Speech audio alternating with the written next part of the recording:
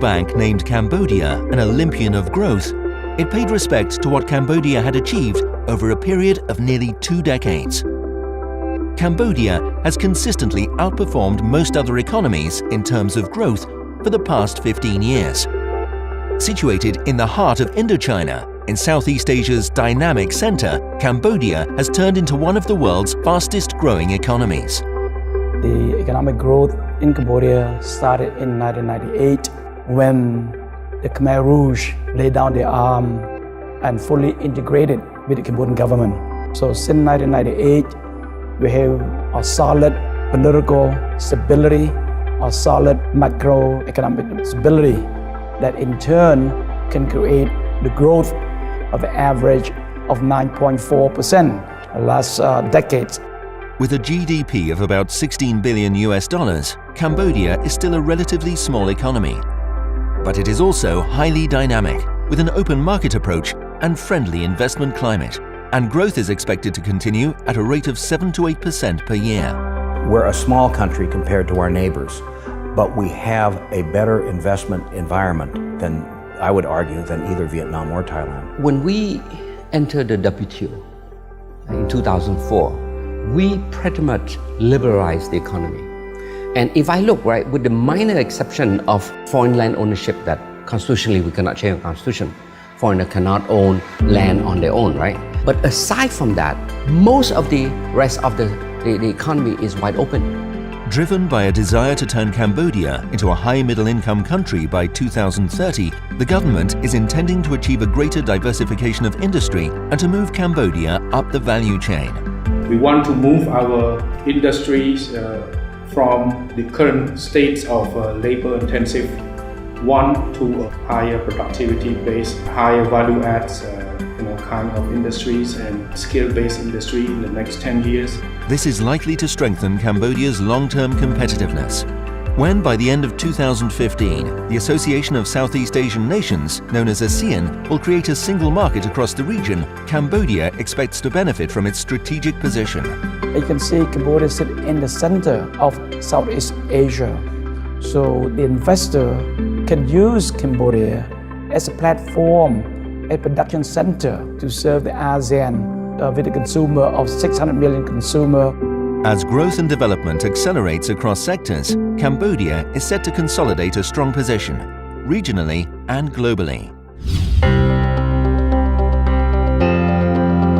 Cambodia's banking sector reflects the economy's fast growth.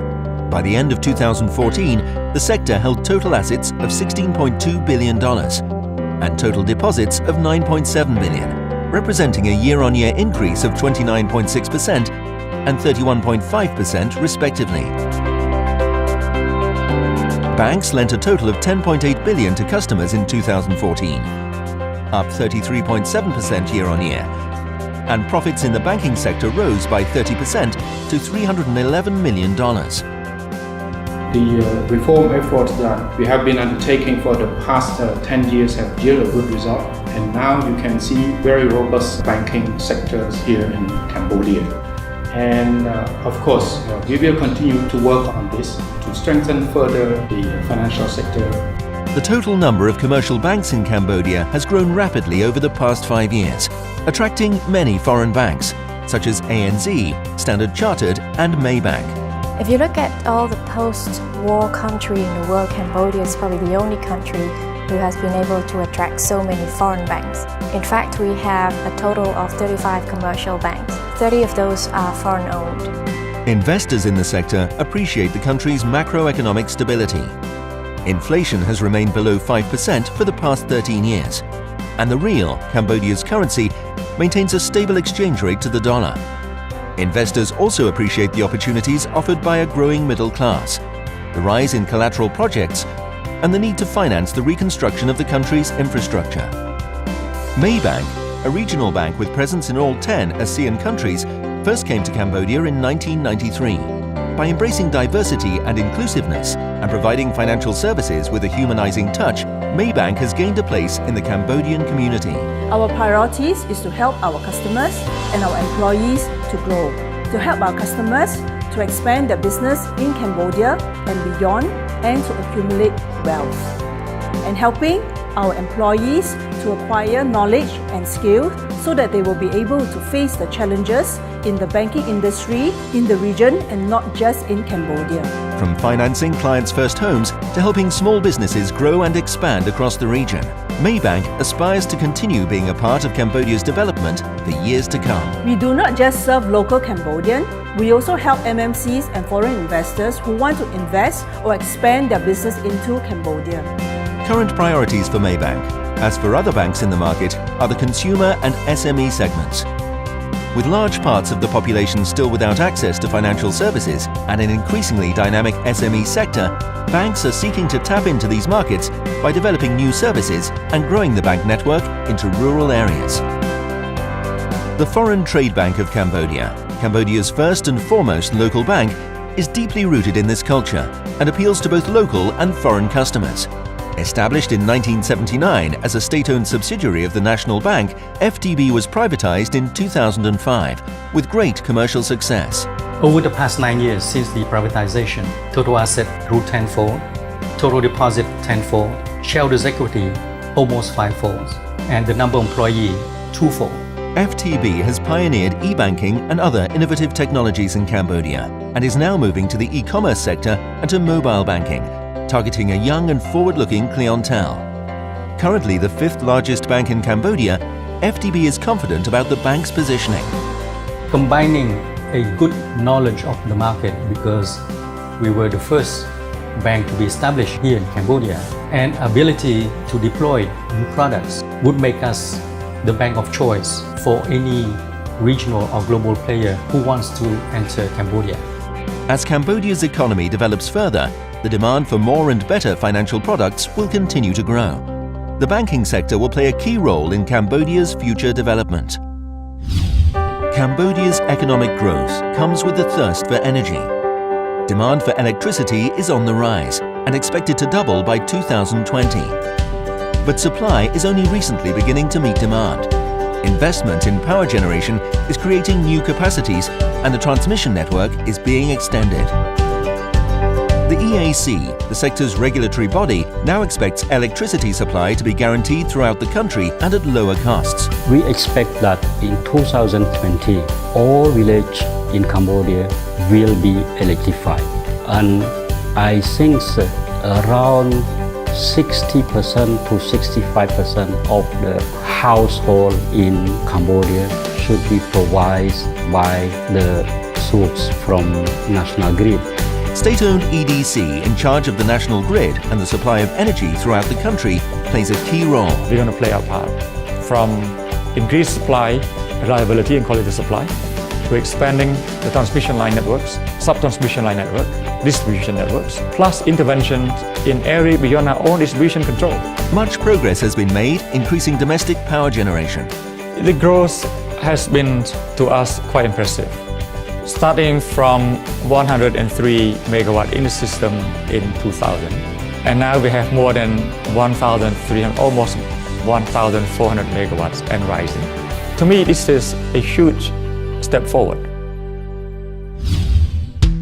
Development of the power sector drives Cambodia's economy with significant impact also on job creation. Cambodia's dynamic building and construction sector profits from better energy supply and is itself a major force for development.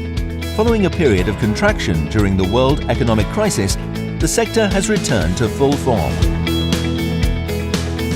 For the past 5 years, construction has seen remarkable growth, driven by increasing investment and public sector spending.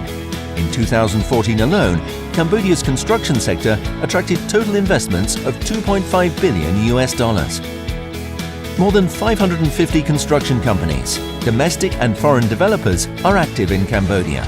Any visitor to Phnom Penh today will be amazed at the robustness of what's going on. We have major companies here that are doing big projects, shopping malls.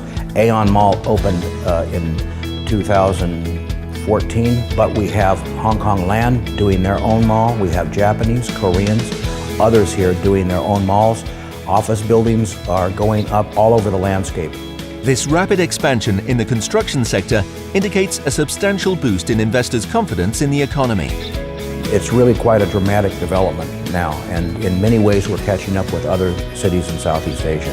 Firms like the Worldbridge Group, a domestic company involved in some of Cambodia's most pioneering development projects in strategic joint ventures, have seized the opportunity. Cambodia at this stage is the right destination at the right timing, because having a country which is emerging, having a country which is in a catching up mode is a great opportunity. Worldbridge Group of companies is involved in developing Cambodia's first free trade zone, as well as the Bridge, a 45-story twin tower project offering residential, commercial and office spaces, symbolic of Cambodia's ambitions. Cambodia's stability of the country is very good, and the growing of the country is moving very fast. So as a business perception, I feel that this country I can do business. This sentiment is shared by the Naki Group, a consulting company in the real estate sector. Cambodia is an attractive investment destination now just because with its current growth rate, the way the economy is growing, the way standard of living has been increasing, it's considered a frontier market where there's ample of opportunity. Naki Group provides project and property management services, including high-end developments, such as Silvertown Metropolitan, a premium apartment building in central Phnom Penh, and TK Avenue, Phnom Penh's first outdoor mall. Naki Group's looking to go ahead and combine the local knowledge and understanding of what the real estate market's offering and be able to integrate the international standards that we've experienced from, that we have in our background to find that local success in this growing market. Demand for real estate is growing. Recent years have seen the licensing of many large and medium-sized construction projects, with a marked rise in the quality of new office units and of high-end residential apartments. Cambodia's first Grade A building, the 39-story Vatanak Capital Tower in central Phnom Penh, opened in 2014. A true landmark development, the Vatanak Tower caters to Cambodia's emerging business and leisure community, with a combination of office spaces, a luxury retail unity, and a world-class hotel. This development put the Cambodia on the map, basically. And in the real estate industry, suddenly people said, look, that is possible to do in Cambodia. And it's not only consumers, it's then also large architect and consulting firms suddenly becoming interested in the market. Vatanak Properties, the ambitious developer behind Capital Tower, is determined to pioneer the way real estate is developed in Cambodia. Our ambition is to set new benchmark for the industry, bringing innovation along with the international standards into this country. Fuxin Steel Buildings is another local pioneer, supporting the industry with customized construction. Fuxin is found under the culture of innovation. It established about 4 years ago. We were the first and only pre-engineered building manufacturer in Cambodia. Fuxin is optimistic that it will stay on top of the game. For the last 5 years, we understand that we have to upgrade ourselves very rapidly. So we have invested heavily both intellectual and physical infrastructure in our company. By comparison, ASEAN conglomerate Siam Cement Group, or SCG, is a veteran in the market. A business leader in building materials, chemicals and paper, SCG entered the Cambodian market in 1992 to meet the growing demand for cement imports and other building materials. Since, it has made a deeper commitment to Cambodia. In 2005, SCG established the first composite cement plant to produce high-quality cement for local market called K-Cement brand. This has contributed to the growth of Cambodia for more than 8 years. The second cement line at Composite Cement will be completed and ready to start operations by mid-2015. With a 100-year history and a workforce of more than 50,000, SCG has built a reputation as a sustainable business leader with a focus on youth and people development.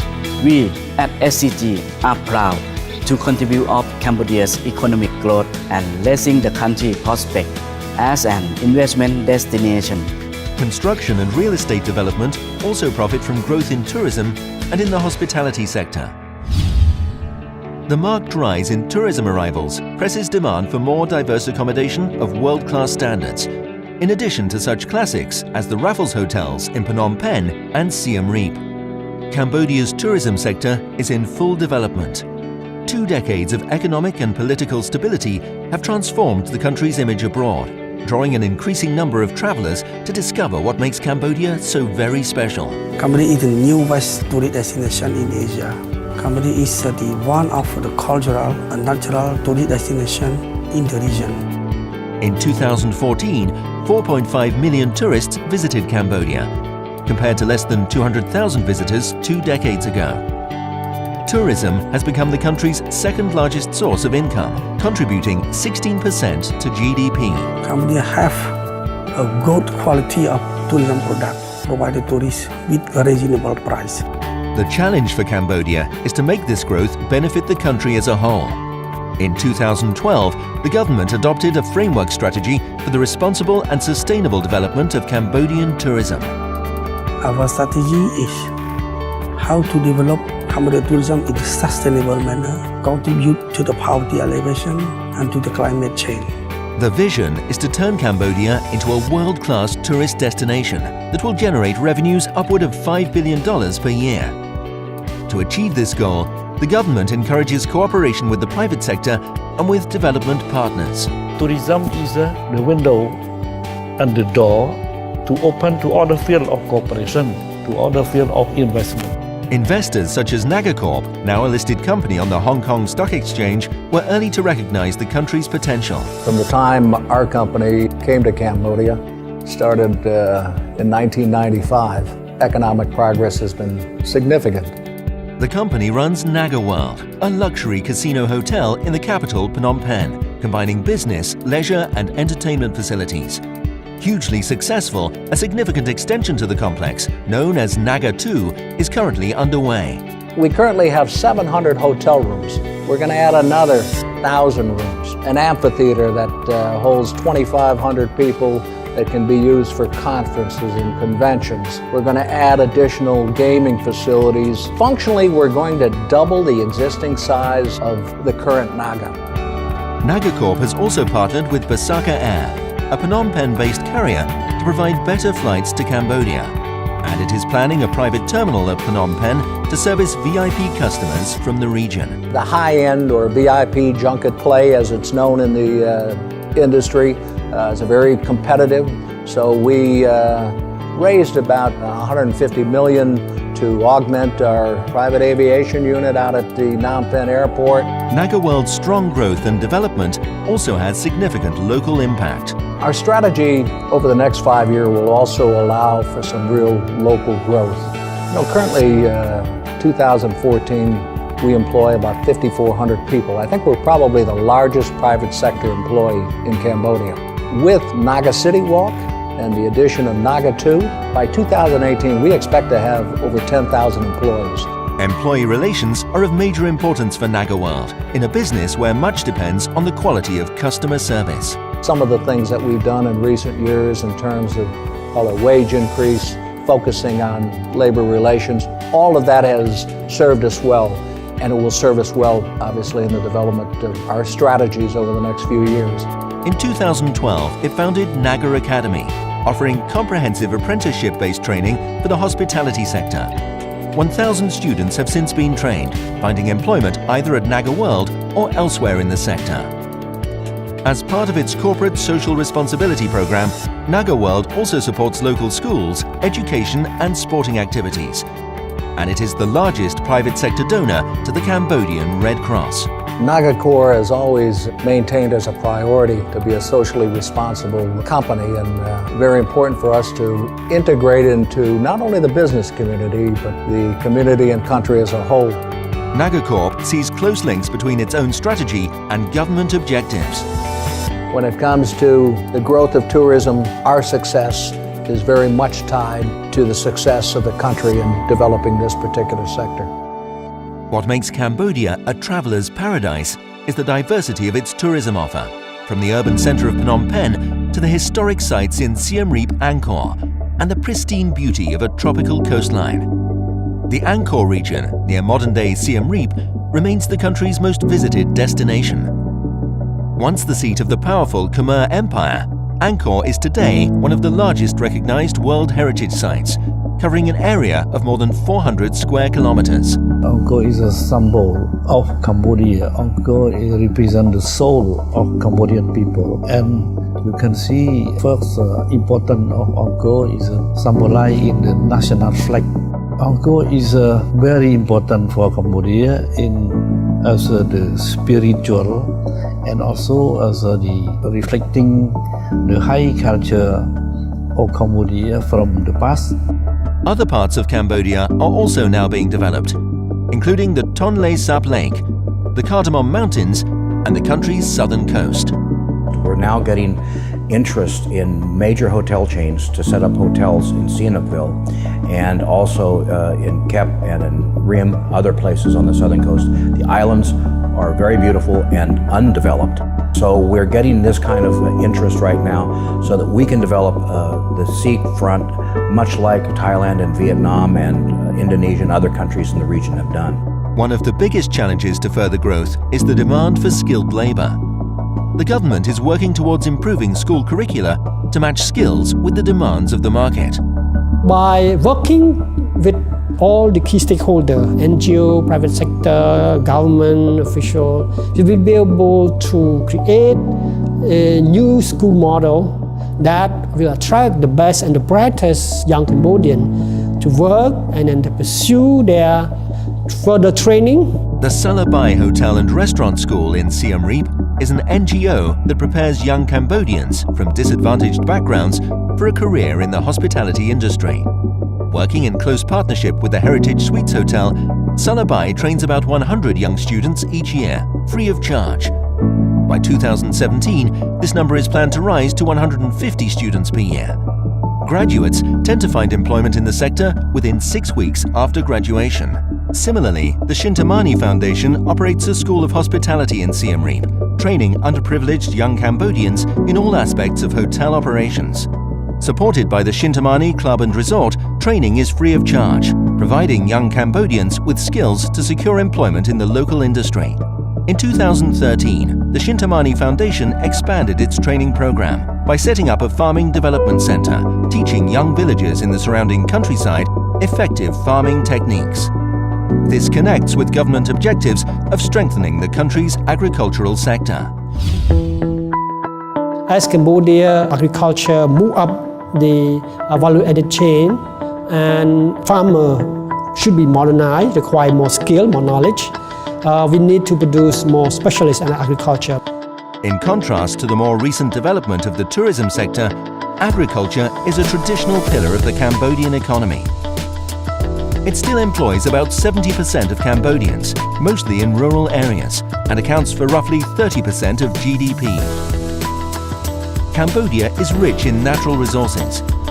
It has one of the most productive freshwater fisheries in the world, and abundant arable land, which is traditionally used for crops such as rice, tapioca, rubber, and tropical fruits. But lack of investment has held back production, processing, and exports. New policies promise change, most notably in Cambodia's growing rice sector. Rice grown in Cambodia, but you need more than just farmer-grown rice. You need infrastructure, you need irrigation, you need road access, right? And all these things require budget. The government prioritizes development of the rice sector to make Cambodia a major rice exporting country and has set an ambitious target of 1 million tons of milled rice for export by the end of 2015. By setting a high target, we have to think of a way, an innovative way, or any other way that we can improve the efficiency and effectiveness of the rice supply chain so that we can reach that target. The country has sufficient capacity to establish itself among the top 5 milled rice exporters in the world. We produce about 10 million tons of paddy, and we have about 2 million tons of milled rice surplus that can be exported. And so far we only export about 400,000 tons of that. So there's still a lot of room for Cambodia to export more. In 2014, the Cambodia Rice Federation was formed from the sector's main industry bodies to streamline cooperation. One of the major tasks for the federations is to make sure that we establish a strong platform that allow all the stakeholders, from farmers to millers to exporters, to build trust, to keep that trust along the rice chain. Already, investment in modern milling systems has raised the quality of rice to international standards. For the 3rd year in a row, Cambodian Premium Jasmine Rice has won the World's Best Rice Award.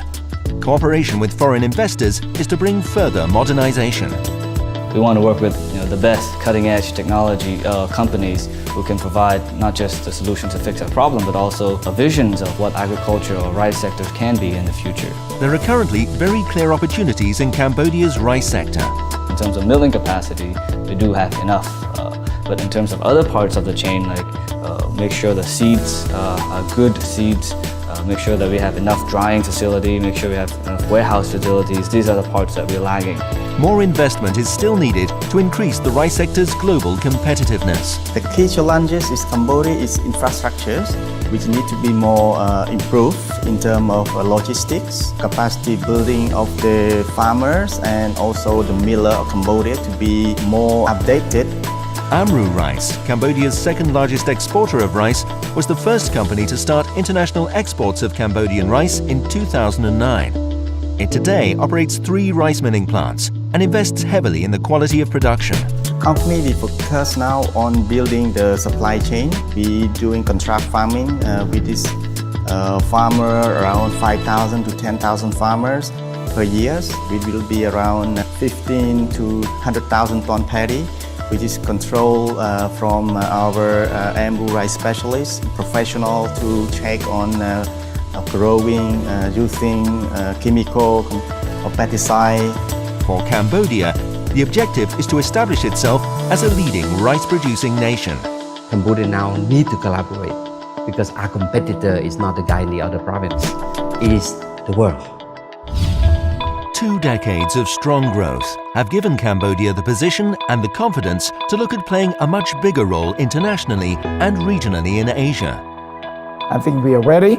We are ready to integrate with the region. We are ready to integrate with the world. In 2015, the ASEAN Economic Community will be in place. Cambodia is ready. The government's pragmatism and healthy support for the private sector are crucial factors for the country to move forward. You cannot create jobs for our people through the government. You got to create jobs through a private sector. And that's why we said we are pro-business government.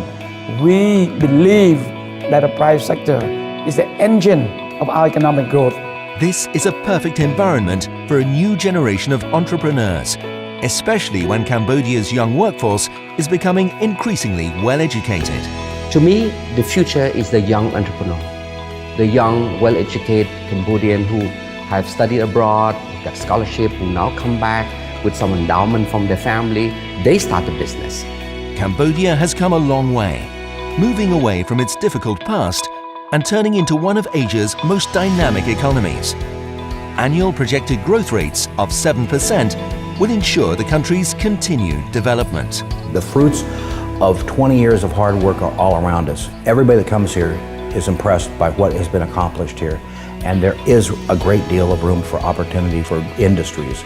So whatever your business is, you ought to come to Cambodia to take a look.